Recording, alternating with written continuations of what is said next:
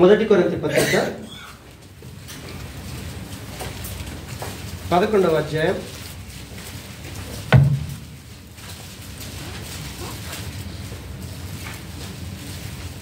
23వ వచనం. నేను మీకు అప్పగించిన దానిని ప్రభువు వలన పొందితిని, ప్రభువైన యేసు తాను అప్పగింపబడిన రాత్రి ఒక రొట్టెని ఎత్తుకొని కృతజ్ఞతాస్తుతులు చెల్లించి. చిన్న ప్రార్థన చేసుకుందాం. ప్రేమ కలిగిన మా తండ్రి, కృపా కనికరం గల మా దేవా, మీకు వందనాలు. నువ్వు ఎంతైనా నమ్మదగిన దేవుడు ప్రభా. నీ కృపకు మేము అప్పగించుకుంటున్నాం. ఈ మాటల్లోని ఆంతర్యాన్ని మేము అర్థం చేసుకున్నటకు మాకు సహాయం చేసి మీరు మహిమ పొందుమని, ఆ కృతజ్ఞతాస్తుతులేంటో మేము ఎలా చెల్లించాలో మాతో మాట్లాడి మీరు మహిమ పొందుమని యేసు నామమున ప్రార్థించి వేడుకుంటున్నాము తండ్రి, ఆమేన్. ఈరోజు ప్రత్యేకంగా బల్లారాధన ప్రభు బలులో పాలు పొందటానికి వచ్చాం.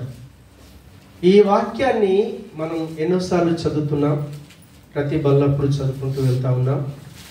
కానీ ఆ మాటలు ఉన్నటువంటి ఆంతర్యం 23వ వచనం నుంచి 32వ వచనం దాకా అందులో ఎన్ని విషయాలు ఉన్నాయో ఆ విషయాల్ని మనం బల్ల రోజు నాడు ఒక్కొక్క విషయాన్ని ధ్యానించుకుంటూ వెళ్దాం, లోతుగా వెళ్దాం. దేవునికి స్తోత్రం.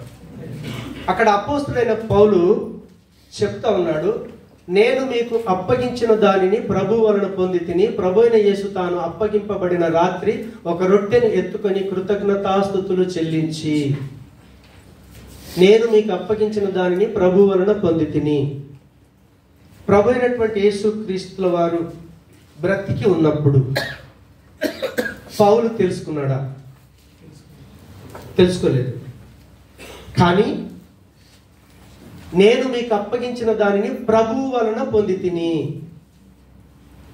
కొరింథీ సంఘంలో బల్లారాధన విషయంలో తాను సంఘానికి అర్థమయ్యేటట్టుగా సంఘంలో ఈ బల్లారాధన కార్యక్రమాన్ని ప్రభువు ప్రవేశపెట్టాడు. పౌలు యేసు ప్రభు ఉన్న టైంలో లేడు, సిలువ వేయబడిన తరువాత ప్రభుని తెలుసుకున్నాడు. వాస్తవంగా యేసు ప్రభు రొట్టె విరిచి ప్రభు బలలో పాలు పొందినప్పుడు, ద్రాక్షరసంలో రొట్టెలో పాలు పొందినప్పుడు యేసు ప్రభుల వారి యొక్క 12 మంది శిష్యులు ఉన్నారు తప్ప పౌలు లేడు. శరీరధారిగా ఉండి 12 మంది శిష్యులతో ఏ రీతిగా అయితే తాను తన ప్రత్యక్షతను కనపరుచుకున్నాడో, ప్రభు అయినటువంటి యేసుక్రీస్తుల వారు ఆయన చనిపోయి తిరిగి లేచిన తరువాత అపోస్తలుడైన పౌలునకు ఆయన తన్ను తాను రివీల్ చేసుకున్నాడు. ఒక మనుషుడితో మాట్లాడినట్లుగా పౌలు ఎక్కడ వెళ్ళి ఆయన ఎవరి దగ్గర నేర్చుకోలేదు. యేసు ప్రభు యొక్క శిష్యుల్ని ఎవరిని కలవకంటే ముందే తాను ప్రభువుని అంగీకరించిన తరువాత కొన్ని రోజులు ఒక స్థలానికి వెళ్తాడు. యేసు ప్రభుతో ఆయనకు ముఖాముఖి సంబంధం ఉంది. అందుకే తాను అప్పుడు ఆ బలలో పాలు యేసు ప్రభుల వారు ఆ రొట్టె విరిచి ఇచ్చినప్పుడు తాను ప్రత్యక్షతలో ఉన్నట్టుగా తాను చెప్తా ఉన్నాడు, నేను మీకు అప్పగించిన దానిని ప్రభువు వలన పొందితిని. ఆ రొట్టె ద్రాక్షరసం విషయంలో ప్రభు అయినటువంటి యేసు క్రీస్తుల వారు ఆయనకు రివీల్ ఇచ్చాడు, వివరించి చెప్పాడు. ప్రభు అయిన యేసు తాను అప్పగింపబడిన రాత్రి ఒక రొట్టెని ఎత్తుకొని కృతజ్ఞతాస్తుతులు చెల్లించి. ఆదిమ సంఘంలో బల్లారాధన వాళ్ళు ఎలా చేసేవారంటే, అది సంఘములో ఉన్న వాళ్ళందరూ కూడా కడుపు నిండా తినేవాళ్ళట భోజనం. మీరు ఆదిమ సంఘం చూడండి, అపొస్తలుల కార్యములు, వాళ్ళట ఇంటింట చేరి. ఈ కొరింథీ సంఘస్థులు కొంతమంది ఏం చేశారంటే, ఇంటికాడ ఏదో భోజనం లేనట్టుగా, ఒక పేద వ్యక్తి ఇంట్లో ప్రార్థనలు జరిగితే అక్కడ పాలు పొందాలంటే అందరు అక్కడనే భోజనం చేయాలంటే ఎంత ఖర్చు అవుతుంది అనా? ఆ సంఘంలో వాళ్ళకు అర్థమయ్యేటట్టుగా చెప్పేసి ఆ విషయం అంతా చెప్పిన తర్వాత ప్రభు బలను మనము ఆచరించేటప్పుడు, ప్రభు బలలో మనము పాలు పొందేటప్పుడు మనం గమనించాల్సినటువంటి ప్రాముఖ్యమైన విషయం ఏంటిదంటే, ఫస్ట్ దాంట్లో చెయ్యి వేస్తున్నాము అని అంటే మన లోపల ఏముండాలంటే కృతజ్ఞత స్తుతి. కృతజ్ఞత స్తుతి. కృతజ్ఞతలు రెండు రకాలు ఉంటాయి. అంటే చదువుకున్న వాళ్ళకి అర్థమవుద్ది. కృతజ్ఞత, కృతజ్ఞత. హల్లెలూయా. కృతజ్ఞత అంటే జాకు కింది చిన్యా ఒత్తిస్తాడు, ఇది కృతజ్ఞత. ఇదేమో చదివితే కృతజ్ఞత, కృతజ్ఞత. ఈ కృతజ్ఞతకు ఈ కృతజ్ఞతకు ఏమైనా తేడా ఉందా? మీనింగ్ చాలా మందికి తెలియదు. ఈ కృతజ్ఞతనేమో చేసిన మేలు మరవకుండా స్పందించేవాడు, చేసిన మేలును మరవకుండా స్పందించేవాడు కృతజ్ఞతాస్తుతులు చెల్లిస్తాడు.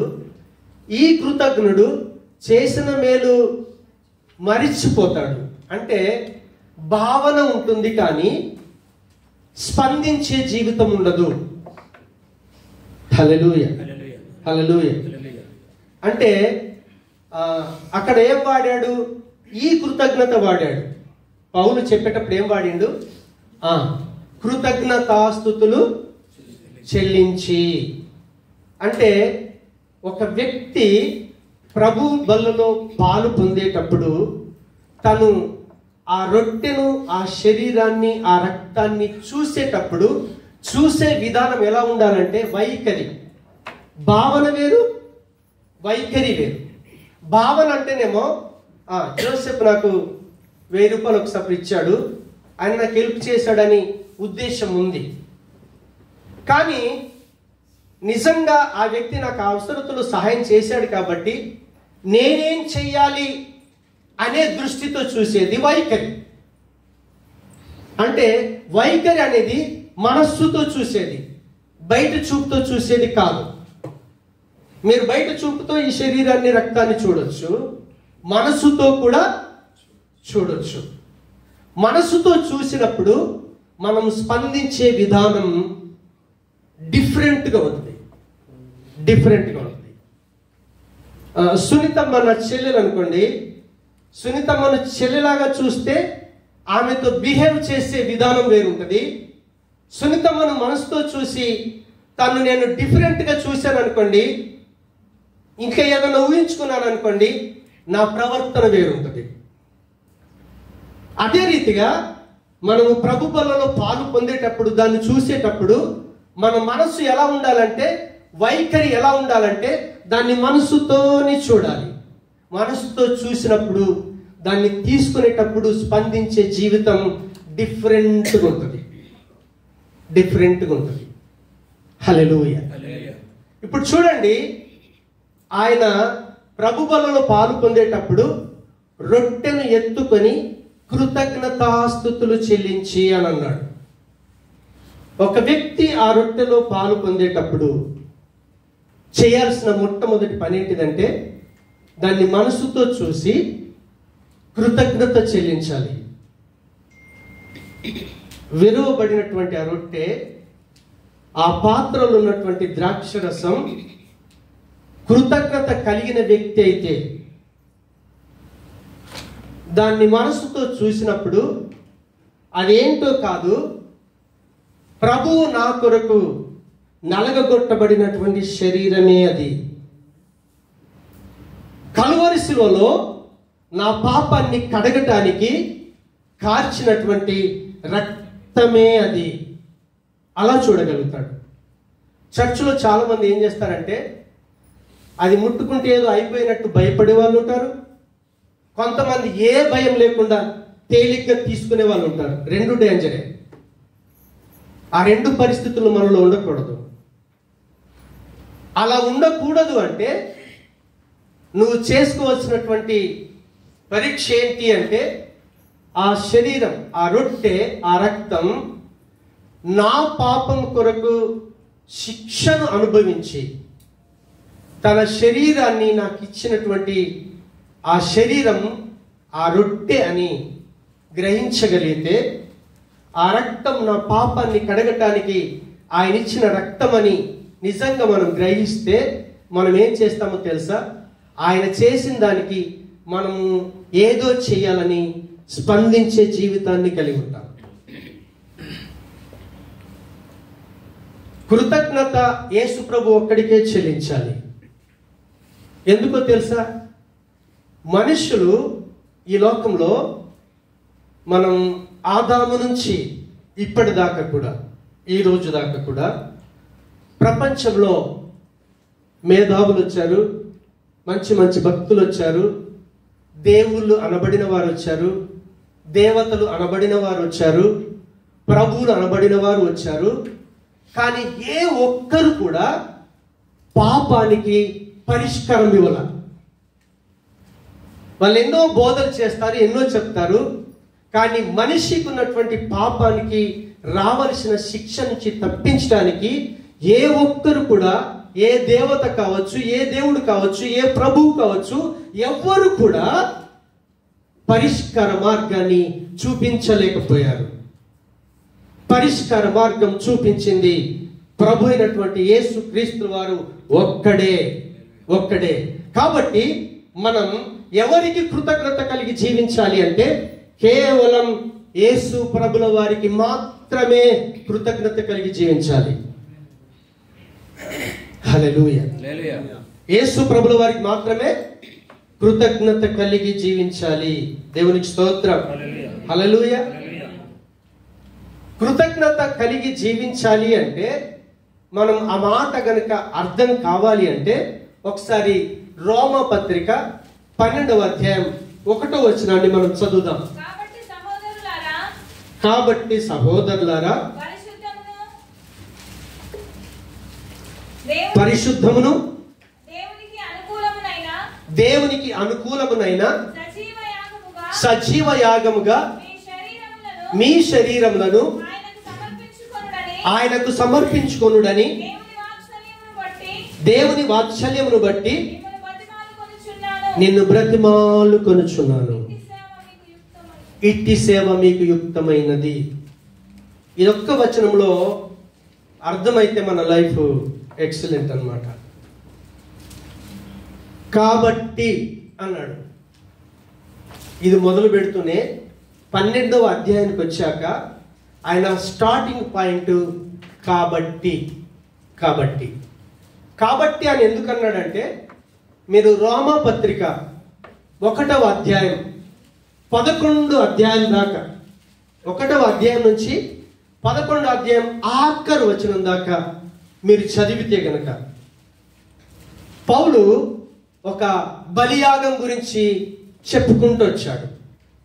యేసుక్రీస్తు యొక్క బలియాగం గురించి చెప్పుకుంటూ వచ్చాడు. దేవుడు ఈ మానవులందరినీ, ప్రపంచంలో ఉన్న మానవులందరినీ కూడా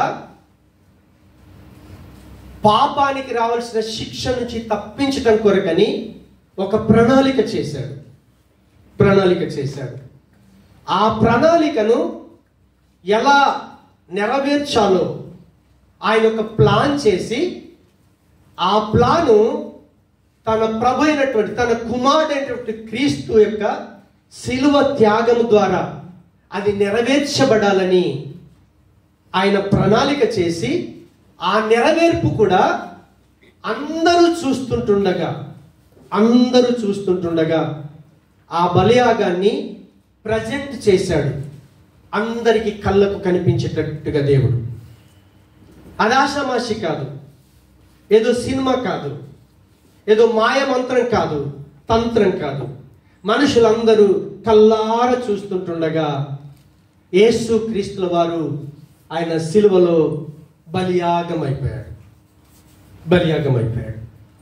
ఆయన చేసినటువంటి బలియాగం మీరు హెబ్రీ పత్రికలకు వెళ్ళి 10వ అధ్యాయం 10వ వచనం చూస్తే, యేసు ప్రభుల వారు తాను ఒక్కసారే బలిగా అర్పించుకున్నాడు. ఆ బలి కూడా ఎప్పటికట, అది సదాకాలమునకు. యేసుక్రీస్తుల వారు అర్పించినటువంటి బలియాగం ఏదైతే ఉందో అది సదాకాలమునకంటే క్రీస్తు కంటే ముందు పుట్టిన వారి కొరకు, అంటే ఆదాము నుంచి యేసు ప్రభుల వారు చనిపోయేదాకా ఎంతమంది ప్రజలు ఉన్నారో వాళ్ళకు అది వర్తిస్తుంది. యేసు ప్రభు చనిపోయిన తర్వాత పుట్టిన వాళ్ళు ఉన్నారు కదా, వాళ్ళకు వర్తిస్తుంది. మళ్ళీ యేసు ప్రభుల వారు ఈ లోకానికి వచ్చేదాకా ఎంతమంది మనుషులు ఉన్నారో వాళ్ళందరికీ వర్తించేటటువంటి సదాకాలానికి వర్తించే బలియాగం 12వ వచనంలో అంటాడు. 14వ వచనంలో ఏమంటాడు తెలుసా? అది ఎప్పటికీ శాశ్వతంగా మన పాపాన్ని కడిగి వేసి పరిశుద్ధులుగా చేసేటటువంటి బలియాగం అది. హల్లెలూయా. ఇప్పుడు చూడండి, ప్రభు అయినటువంటి యేసు క్రీస్తుల వారు, అంటే మనందరికీ ప్రాణాత్మ శరీరాలను ఇచ్చినటువంటి ఒక్కడైనటువంటి దేవుడు, మనం పాపం నుంచి విడిపించబడాలని క్రీస్తు యొక్క బలియాగం గురించి ఆయన ఏ రీతిగా ప్రణాళిక చేశాడో అదంతా కూడా సిలువలో నెరవేర్చేసి ఆయన మనల్ని శాశ్వతంగా పాపము నుంచి విడిపించాడు. ఆయన దేవునికి స్తోత్రం. హల్లెలూయా.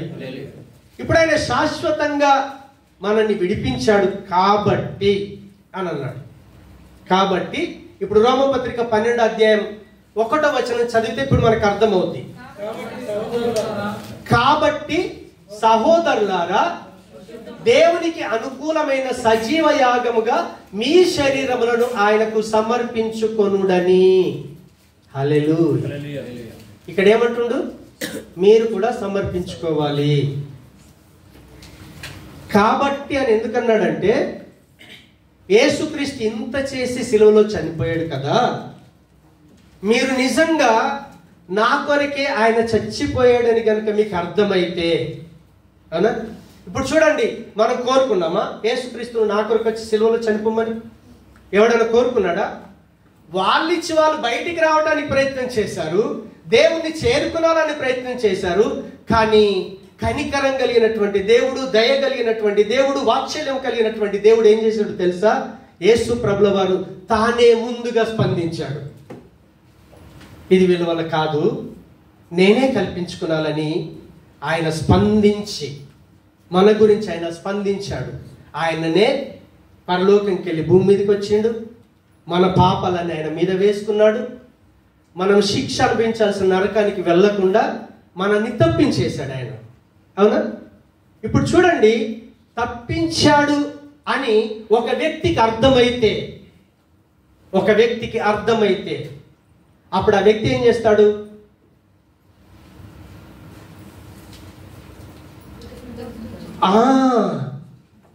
కృతజ్ఞతాస్తుతులు చెల్లించడానికి ఇష్టపడతాడు. లేకపోతే ఇక్కడికి వచ్చి పెదాలతో పాట పడతాడు, ఏదో తింటాడు, వెళ్ళిపోతాడు, అయిపోద్ది. ఆడెలాంటి వాడు తెలుసా? కృతజ్ఞుడు అన్నాను కదా, చేసిన మేలు మర్చిపోయాడు. భావన ఉంటుంది, నా కొరికేదో చేస్తే చచ్చిపోయాడులే, అంత మట్టుకే. కానీ నా కొరకు చచ్చిపోయినోడికి నేనేం చేస్తున్నాను? అది రెస్పాండ్. స్పందన, ప్రతిస్పందన. స్పందన అంటే ఆయన కల్పించుకొని ఆయన బలయ్యాడు. మరి ఆయన బలి చేత మనం విమోచించబడ్డామని గనక మనకు అర్థమైతే అప్పుడు నీ యొక్క ఆలోచన విధానం, ఆ ప్రభు బలను చూసేటప్పుడు నువ్వు మనస్సుతో చూడగలుగుతావు. నా కొరకు ఇంత చేసిన వారి కొరకు నేనేం చేయాలి? దాన్ని ఏమంటారు తెలుసా? ప్రతిస్పందన. ఇప్పుడు పౌలు చెప్తున్నాడు ఏమని తెలుసా? ఆయన అంత చేశాడు కదా, ఆయన అంత చేశాడు కాబట్టి ఇప్పుడు మీరేం చేయాలంటే మీ శరీరాన్ని ఆయనకు సజీవ యాగముగా అంటున్నాడు. ఎలానట? సజీవ యాగముగా. బలియాగం అని ఏనంటారు తెలుసు? బలి అంటే యాగమన్నా బలియాగమన్నా ఒకటే. కానీ బలియాగం అంటే ఏంటో తెలుసా? మళ్ళీ తిరిగి తీసుకోకుండా ఇచ్చేదాన్ని బలియాగం అంటాం. తిరిగి తీసుకోడు. ఇంకా మీరు ఫిలిప్పీ పత్రిక 2వ అధ్యాయం చదవండి. ఆయననట ఈ భూమి మీదకి వచ్చి ఆయన ఏం చేశాడంటే రిక్తుడుగా అయిపోయాడట. తనకంటూ ఏది ఉంచుకోకుండా తనకున్న సమస్తాన్ని మన కొరకు ఏం చేశాడు? సిలువలో ఏం చేశాడు? అర్పించుకున్నాడు. ఆయన సిలువలో ఏం చేశాడు? అర్పించుకున్నాడు. ఆయన అలా అర్పించుకుంటేనే కదా ఈరోజు మనకి ఈ జీవితం ఉంది. అవునా కదా? సైతాను కింద ఉంటుంటిమి, అదే పాప జీవితం జీవిస్తుంటిమి, సైతాను గడి చేరుకుని నరకానికి వెళ్ళిపోతుంటిమి. కానీ ఇప్పుడు నిజంగా మనం కృతజ్ఞత కలిగిన వాళ్ళమే అయితే అంత భయంకరం నుంచి, నరకం నుంచి తప్పించటం కొరకు దేవుడు మానవుడిగా రావాల్సి వచ్చింది. నాలాంటి పాప శరీరాన్ని ధరించుకోవాల్సి వచ్చింది. నా పాపాన్ని, శాపాన్ని ఆయన మీద వేసుకొని నన్ను విడిపించాడే. ఇప్పుడు ఆయన కొరకు నేనేం చెయ్యాలి? స్పందన, ప్రతిస్పందన. మనకేదైనా మేలు జరిగిందని గమనించినప్పుడు తిరిగి చేసేదాన్ని ప్రతిస్పందన అంటాం. దాన్ని ఏమంటారంటే కృతజ్ఞతాస్తుతి, తిరిగి చెల్లించేటటువంటి ఆరాధన. బల్లారాధనకు అంత ప్రాముఖ్యత ఉంది. దేవునికి స్తోత్రం. హల్లెలూయా. ఇప్పుడు చూడండి, ఈ బలియాగంలో ఆయన అర్పించుకున్నాడు. సిలువలో ఏం చేశాడు? ఆయన అర్పించుకున్నాడు. ఇప్పుడు పౌలు చెప్తున్నాడు, మనము కూడా బలియాగం అర్పించుకోవాలి. ఆయన ఇచ్చినప్పుడు ఏం చేసిండు? తిరిగి తీసుకోకుండా ప్రాణం ఇచ్చేసాడు ఆయన. ఇప్పుడు మనము కూడా అలాంటిదే ఆయనకు అర్పించాలట. చాలాసార్లు ఏం చేస్తాం? దేవుడికి ఒకసారి ఇస్తాం, ఒకసారి ఇవ్వం. అది మన ఇష్టం, అది మన ఇష్టం. కానీ దేవుడు అలా చేయలేదు. ఆయన ఇచ్చేసాడా అంతే. పర్మనెంట్, శాశ్వతమైన పరిష్కారాన్ని, పాపానికి పరిష్కారాన్ని దేవుడిచ్చాడు. అయితే ఇప్పుడు ఏమంటున్నట్టు పౌలు, ఆయన చెప్తా ఉన్నాడు, కాబట్టి సహోదరులారా, పరిశుద్ధమును దేవునికి అనుకూలమైన సజీవ యాగంగా ఏమేమంటున్నాడు ఆయన? మీ శరీరములను ఆయనకు సమర్పించుకోనండి. ఆయన ఏం కోరట్లేదు. ఏం కోరుకున్నాడు తెలుసా? మీ శరీరములను. కృతజ్ఞత కలిగినోడు దేవుడి కొరకు ఏదైనా చేయాలనుకుంటే తను ఏం చేస్తాడో తెలుసా? ఫస్ట్ తన శరీరాన్ని అప్పగించుకుంటాడు. శరీరం ఎందుకు అప్పగించుకుంటాడో తెలుసా? శరీరంలో 3 ఉంటాయి. ఏమేమి ఉంటాయి? ప్రాణం ఉంది, ఆత్మ ఉంది, శరీరం ఉంది. యేసు ప్రభుల వారు చచ్చిపోయినప్పుడు సిలువలో నీ ప్రాణం కొరకు చచ్చిపోయాడు, నీ ఆత్మ కొరకు చచ్చిపోయాడు, నీ శరీరం కొరకు కూడా చనిపోయాడు. అంటే మనం దేవుణ్ణి ఎరుగుతాము, దేవుని సముఖానికి వస్తాము. దేవుని సముఖానికి వచ్చి ఇక్కడ ఎంతసేపు గడుపుతాం? 2 గంటలు. మా అంటే దుబాయ్లో అయితే 2 గంటలు, ఇండియాలో అయితే 3-4 గంటలు గడుపుతాం. అవునా కదా? ఇప్పుడు కృతజ్ఞత కలిగినటువంటి వ్యక్తి ఇక్కడ అంతా బాగుంటాం. ప్రాణం నెమ్మదిగా ఉంటుంది, ఆత్మ కూడా ఆయనకు అప్పగించినట్టుగానే జీవిస్తాం, శరీరం కూడా నిజంగా మనలాంటి వాళ్ళు లేరేమో అన్నట్టుగా ఉంటాం మనం. కానీ దేవుడు అలా కాదు. కృతజ్ఞతాస్తుతులు చెల్లించేవాడు ఏం చేస్తాడంటే, ఇక్కడ నుంచి వెళ్ళిన తరువాత ఇటుకలు దాటుతాం కదా, దాటి మళ్ళీ వస్తాం వారం నాడు. అలా ఒక వారం గడుచుద్ది, నెల గడుచుద్ది, సంవత్సరం గడుచుద్ది. 365 రోజులు మనము కృతజ్ఞతాస్తుతులు చెల్లిస్తూనే బ్రతకాలి.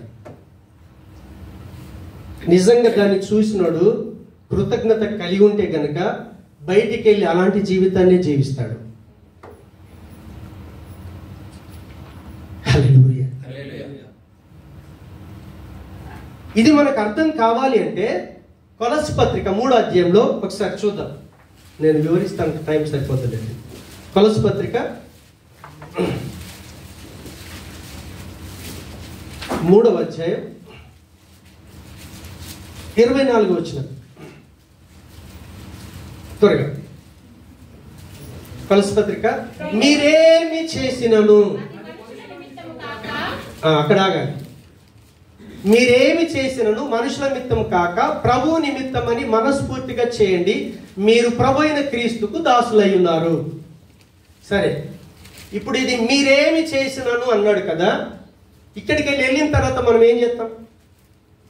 ఇక్కడ ఉన్నప్పుడు పాట పాడుతున్నాం, స్తుతిస్తున్నాం, ఆరాధన చేస్తున్నాం, వాక్యం చదువుతున్నాం, అన్నీ చేస్తున్నాం, అంత పర్ఫెక్ట్ ఉంది.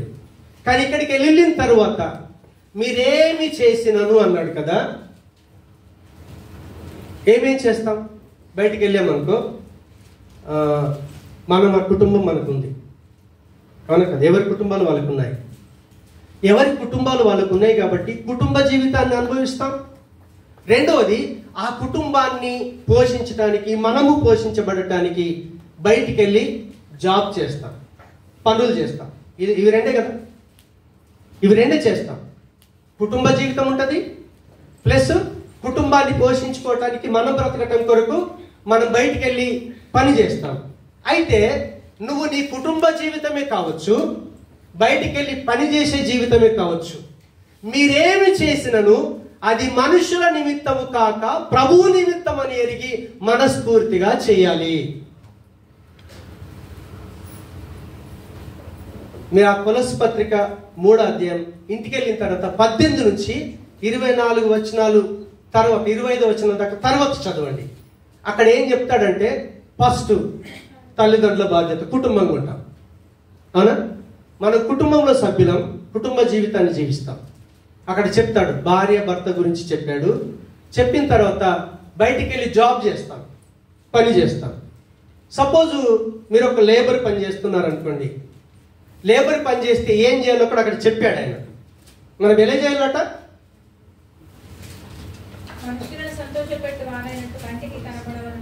కాక ప్రభువుకు భయపడుచు శుద్ధాంతరంగా కలవారే శరీరమును బట్టి మీ యజమానులు ఎవరికి అన్ని విషయాలలో విధేయత కలిగి ఉండండి. అయితే రక్షణ ఉన్న వ్యక్తికి, రక్షణ లేని వ్యక్తికి ఉన్న తేడా ఏంటో ఇక్కడ చెప్తున్నాడు. ఇక్కడ పని చేసే వాళ్ళు ఉన్నారు కదా, పని చేసే వ్యక్తికి రక్షణ ఉంటే, నిజంగా దేవుడు నా పాపం కొరకు చచ్చిపోయి దాని నుంచి రావాల్సిన శిక్ష నుంచి నన్ను తప్పించాడు, పాపం నుంచి నన్ను విడిపించాడు అనే వ్యక్తి ఏం చేస్తాడంటే ఇలా జీవిస్తాడు. మనుషులను సంతోష పెట్టేటట్టుగా చేయడం, అంటే ఆ ఫోర్మెన్ సంతోషపడాలను చెంచాగిరి చేయటం, లేకపోతే ఫోర్మెన్ ఉంటే పని చేయటం, లేకపోతే బయటకు వెళ్ళి మళ్ళీ తప్పించుకోవటం, లేకపోతే వాళ్ళు చూస్తే కరెక్ట్ పని చేయటం, లేకపోతే పని చేయకపోవటం, ఇలా చేస్తాం. అలాగే టైంకి వెళ్తాం, టైం గడిచేదాకా చూసి పని చేసేలా వచ్చేస్తాం. మనకు టైం గడాలి, సాలరీ రావాలి. కానీ రక్షించబడిన వ్యక్తి అలా చేయడు. ఈ కంపెనీ ప్రభు నాకు ఇచ్చాడు, నా ముందున్న అధికారిని ప్రభు పెట్టాడు, ఈ పని చేయడానికి ప్రభు నాకు అప్పగించాడు, కాబట్టి ఎవడో మనుషుడు చూస్తున్నాడని వాడి కొరకు నేను చేయట్లేదు, నా ప్రభువు కొరకు నేను చేస్తున్నాను. నువ్వు ఇంట్లో ఒక పని మనిషిగా చేసినా సరే, కంపెనీలో చేసినా సరే, ఎక్కడ చేసినా సరే, రక్షించబడిన వ్యక్తి అలా చేస్తాడు. పాపం యొక్క అధికారం కింద ఉన్నాం అనుకోండి, సైతానిక అధికారం కింద ఉన్నాం అనుకోండి, నాకు 8 గంటల కాంట్రాక్ట్ ఉంది, 8 గంటలు పని చేయాలి, నేను వెళ్ళిపోవాలి, అంతే. అది రూల్ అన్నమాట. పాపం అలా చేస్తుంది, సాతాను గడ అలా చేపిస్తాడు. కానీ ప్రభు అలా చేయడు. మనం పోషించబడాలని ఒక కంపెనీని నీకు ఇచ్చినప్పుడు అక్కడున్న ప్రతి వ్యక్తిని దేవుడు ఏర్పాటు చేశాడు. నువ్వు ఆ వ్యక్తిని చూస్తున్నప్పుడు ఈ అధికారి నా ప్రభువు ఏర్పాటు చేసిన అధికారి, నేను నమ్మకంగా జీవించాలి. ఇది పని విషయంగా. రెండోది, ఫస్ట్ అక్కడ 18వ వచనంలో భార్యలారా భర్తలారని స్టార్ట్ చేశాడు. ఓకేనా? ఇక్కడికి వెళ్ళిన తర్వాత మన సీన్ అదే. కుటుంబం ఉంటుంది, భార్యగా ఉంటాం, భర్తగా ఉంటాం, అవునా కదా? సరే, పెళ్ళైన వాళ్ళు ఎంతమంది ఉన్నారు ఇక్కడ? చాలా సంతోషం. పెళ్ళైన వ్యక్తులైనా సరే, పెళ్లి కాని వ్యక్తులైనా సరే, అవునా? మొదటి తెస్సా 4వ అధ్యాయంలో ఒక మాట చెప్తాడు. ఏం చెప్తాడు అనంటే 5వ వచనంలో అంటాడు, మీరు పరిశుద్ధత యందును ఘనత యందును తన తన ఘటమును ఎట్లు కాపాడుకొనవలెనో అది ఎరిగి ఉండుటయే దేవుని చిత్తము అని అన్నాడు. పరిశుద్ధంగా ఉండాలి, నీకు బయట ఘనత కూడా ఉండాలి. అలా ఉండాలంటే మనం ఏం చేయాలి? మన ఘటమును అంటే మన శరీరాన్ని మనం కాపాడుకోవాలి. కాపాడుకోవాలి అంటే ఇప్పుడు ఇక్కడ పెళ్ళైన వాళ్ళు ఎంతమంది ఉన్నారు? పెళ్లి కాని వాళ్ళు చేతి ఎత్తండి. ఓకే, ఇప్పుడు పెళ్లి కాని వ్యక్తికి రక్షణ ఉంది అనుకోండి, యేసు ప్రభు ఎరిగాడు అనుకోండి, నా కొరకే సిలువలో చనిపోయాడని అర్థమైంది అనుకోండి, ఆడు చచ్చిన పెళ్ళయ్యేదాకా ఇంకొక స్త్రీతో కోరుకోడు.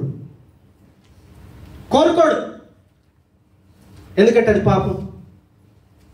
నువ్వు పెళ్లి కాకుండా అక్రమ సంబంధాన్ని పెట్టుకుంటే అది వ్యభిచారం. ఇక్కడికి వెళ్ళి బయట చేసే పనులు అవే అనమాట. పెళ్లి కాని వాళ్ళు ఇక్కడ ఉన్నారనుకోండి, నిజంగా ప్రభుని నమ్ముకుంటే దేవుడు తనకు భార్యనిచ్చేదాకా తన శరీరాన్ని కాపాడుకుంటాడు. ఎందుకంటే వివాహ సమయం ఎలాంటి తెలుసా? పానుపు నిష్కలంకంగా ఉండాలట. మన పిల్లలకి ప్రభుని గురించి చెప్పాలి. అప్పుడు వాళ్ళు ఏం చేస్తారు తెలుసా? పాపము చేయకుండా వాళ్ళ శరీరాన్ని కాపాడుకుంటారు. సరే, పెళ్ళైన వాళ్ళు ఎంతమంది ఉన్నారు? మీరు చేతెత్తారు కదా, ఓకే, చాలా సంతోషం. పెళ్ళైన వాళ్ళు భార్యల దూరంలో ఎంతమంది ఉన్నారు? ఇక్కడ లేకుండా, ప్రజెంట్ లేకుండా. వాక్యం ఎవరి గురించి మనకు అవసరం లేదు, మన గురించి మనకు అవసరం. మనము, మన సంఘం, దేవుని పిల్లలు. భార్యలు ఇండియాలో ఉండవు, దూరం ఉండవు. ఇక్కడ ఒంటరిగా ఉన్న యవనస్తులు కానీ ఎంతమంది ఉన్నారు? ఓకే, ఇప్పుడు మీకు నిజంగా రక్షణ ఉంటే మీరు ఏ అమ్మాయి వైపు చూడరు. చస్తే చావన్న రావాలి, లేదంటే భార్య అన్న రావాలి. నీ భార్య దగ్గరికి వెళ్ళే సంతోషపడతావు, ఇంకొక స్త్రీ వైపు చూడలేవు. సరే, పెళ్ళై ఉండి భర్తలు దూరంగా ఉండి ఇక్కడ ఉన్న ఎంతమంది ఉన్నారు? తన భర్త కొరకే చూస్తారు తప్ప ఇక్కడ ఎవడితో అక్రమ సంబంధం పెట్టుకోరు.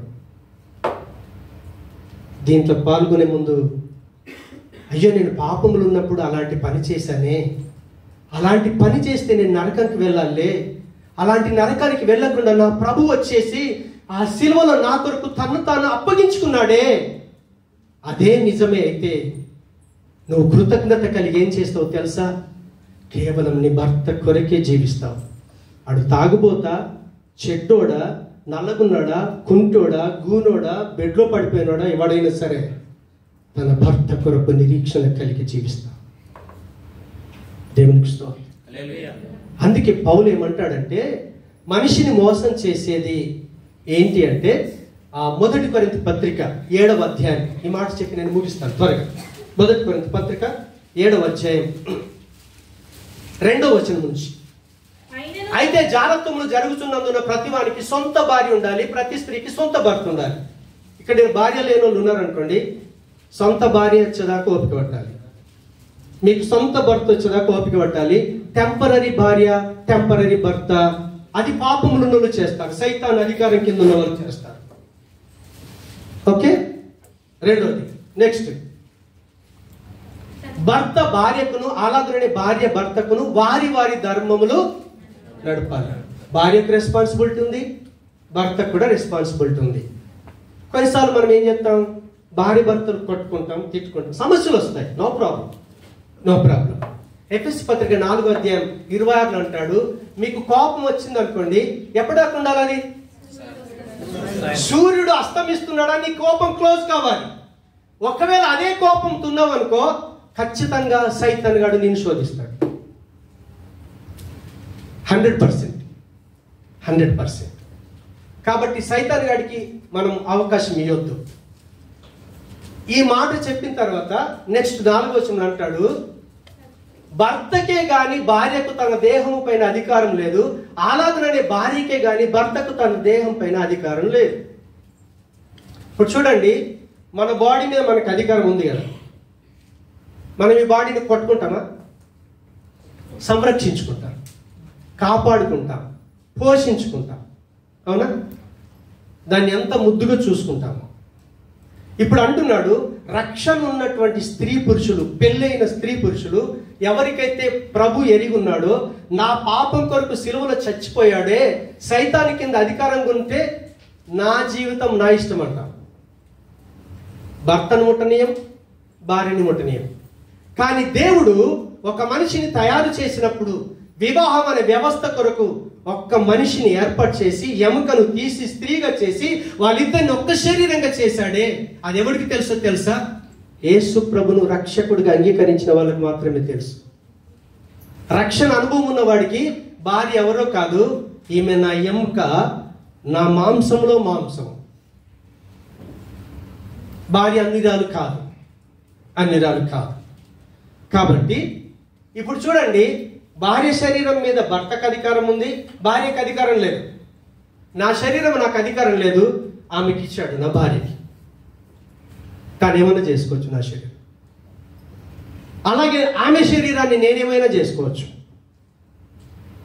ఇది రక్షణ ఉన్న వాళ్ళకి అర్థమవుతుంది, కృతజ్ఞత కలిగిన వాళ్ళకి అర్థమవుతుంది. నెక్స్ట్ ఏమంటుండే చూడండి,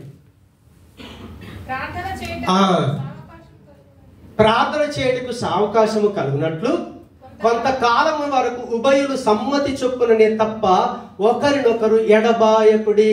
మీరు మనసు నిలపలేకపోయినప్పుడు సాతాను మిమ్మల్ని శోధింపకుండానట్లు తిరిగి కలుసుకొనండి. దేవుడు జతపరిచింది ఎందుకొరకు? భార్య భర్తల్ని జతపరిచింది ఎందుకొరకు? మీరిద్దరు ఒక్క శరీరమై ఉంటారు, ఒక్క మనసు కలిగి ఉంటారు. మీ భావం కలిసిపోద్ది, మీ మనసు కలిసిపోద్ది, మీ శరీరం కలిసిపోద్ది. ఒక భార్య ఒక భర్త వ్యభిచారం చేయకుండా తను తాను కంట్రోల్ చేసుకొని దూరంగా ఉంటే ఎంత సంతోషిస్తాడో, అదే రీతిగా మనం ఒకవేళ ఇప్పుడు నేను సడన్గా నాకు చెప్పకుండా సునీతమ్మ ఫాస్టింగ్ ఉంది, నాకు చెప్పలేదు, రాత్రి అయింది, మేమిద్దరం పడుకున్నాం, నాకు తన మీద కోరిక వచ్చింది, నేను తన మీద చేయి వేశాను. అప్పుడు తను అంటది, అయ్యగారు నేను 3 days ఫాస్టింగ్ ఉన్నాను, కాబట్టి ఈ టైంలో కలుసుకోవడానికి అవకాశం లేదు. తను నాకు ముందు చెప్పాలి. మీరు ఈ దేశం వచ్చారు కదా, భార్యలు కావచ్చు భర్తలు కావచ్చు, ఈ దేశం వచ్చేటప్పుడు భార్య పర్మిషన్ తీసుకున్నాలి, భర్త పర్మిషన్ తీసుకున్నాలి. కొన్ని రోజులు నేను దుబాయ్ దేశం వెళ్తాను, నా కొరకు నమ్మకంగా ఉంటావా, నీకు ఇష్టమేనా, ఎస్, నువ్వు వచ్చేదాకా నీ కొరకు ఎదురు చూస్తానని తను చెప్పాలి, భర్త చెప్పాలి, భార్య చెప్పాలి. ఇప్పుడు మేమిద్దరం ఒక్క దగ్గర పడుకున్నాం, నేను సునీతమ్మ మీద చేశాను. ఆమె బాడీ మీద అధికారం ఎవరికి ఉంది? నాకే ఉంది. నా ఇష్టం, నేను అనుభవించడానికి ఇచ్చాడు. ఆ అవకాశం తాను ఇవ్వలేదనుకో ఎవరు బాధపడతారో తెలుసా? నీ ప్రభువును బాధ పెట్టిన వాళ్ళు, భర్త కావచ్చు భార్య కావచ్చు. కొన్నిసార్లు గొడవ పెట్టుకొని, సరే నైట్ అయింది కదా, అప్పుడు వస్తావు కదా, అప్పుడు నేను ముట్టనివ్వను. ఇది పెద్ద సీక్రెట్ ఏం కాదు, ఇంట్లో ఉండే ప్రతి ఇంట్లో జరిగేది ఇది. భార్య భర్తలైన వాళ్ళ ఇంట్లో ప్రతి ఇంట్లో జరిగే సత్యం ఇది. ఏదో చచ్చికొచ్చి పాట పాడిపోయి వాక్యం చదివి వెళ్ళిపోయి నేను ఏదో ఆత్మీయంగా బాగున్నాను అనుకుంటే నువ్వు భ్రమలో ఉన్నట్టే. నువ్వు ఎక్కడ మోసపోతున్నావు తెలుసా? నువ్వు దేవుడు నీకు ఏ జీవితం ఇచ్చాడు, ఎందుకొరకు ఇచ్చాడు, పాపంలో ఉంటే నీకు ఆ జీవితం అర్థం కాదు. కానీ క్రీస్తులోకి వస్తే నీకు అర్థమైపోద్ది. నీ భర్తను సంతోషపెట్టగలుగుతావు, నీ భార్యను సంతోషపెట్టగలుగుతావు. ఆనందించుట కొరకే దేవుడు మిమ్మల్ని జతపరిచాడు. ఇప్పుడు నిజంగా ప్రభు బలులు చేయి వేస్తే నీకు వెంటనే అర్థం కావాలి, ఈ జీవితం నాది కాదు, నేను అనుకున్న జీవితం సైతాన్ కింద ఉన్న జీవితం, నా జీవితం నేను నా ఇష్టం అనుకున్నాను, కానీ ఆ పాప జీవితం నన్ను నరకానికి తీసుకుని వెళితే, కానీ పనికిరాని నా కొరకే నా ప్రభు ఈ లోకానికి వచ్చి సిలువలో ప్రాణం పెట్టి నేను చేయలేని కార్యం నా కొరకు తను చేసి తాను బలియాగమైపోయి నన్ను తప్పించాడే, రక్షించాడే.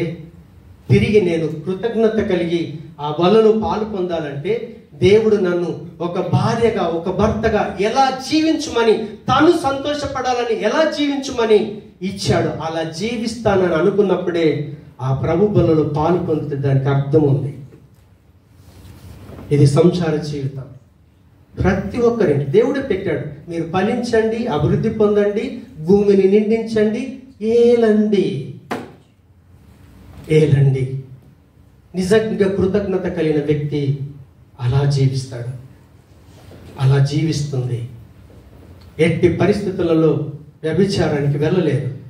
భార్య కొరకు భర్త కొరకు చూస్తారు, పెళ్లి కాకపోతే సొంత భార్య కొరకు చూస్తారు. అందుకే ప్రతి పురుషుడికి సొంత భార్య సొంత భర్త ఉండాలని దేవుని యొక్క వాక్యం సెలవిస్తూ ఉంది.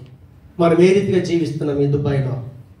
ఎవరికి వాళ్ళం ఆలోచన చేసుకుందాం, మోకరిద్దాం, ప్రార్థన చేసుకుందాం. నువ్వు ఆ ప్రభు బలలో పాలు పొందేటప్పుడు నిజంగా దేవుడు నన్ను ఆ భయంకర స్థితి నుంచి విడిపించాడని కృతజ్ఞత కలిగి నువ్వు ప్రతిస్పందించి దాంట్లో పాలు పొందితే అది నీకు ఆశీర్వాదకరం. అప్పగించుకుందాం. ప్రభు అయిన యేసు తాను అప్పగింపబడిన రాత్రి ఒక రొట్టెని ఎత్తుకొని కృతజ్ఞతాస్తుతులు చెల్లించి దానిని విరిచి, ఇది మీ కొరకైన నా శరీరం, నన్ను జ్ఞాపకం చేసుకున్నట్టుకే చేయడం చెప్పాను. ప్రేమగల మా తండ్రి, మీకు వందనాలు. ప్రభు బలలో పాలు పొందుతుండగా దేవా, నిజంగా కృతజ్ఞత కలిగి పాలు పొందుటకు మాకు సహాయం చేసి మహిమ పొందుమని యేసు నామమున ప్రార్థించి వేడుకుంటున్నాము తండ్రి.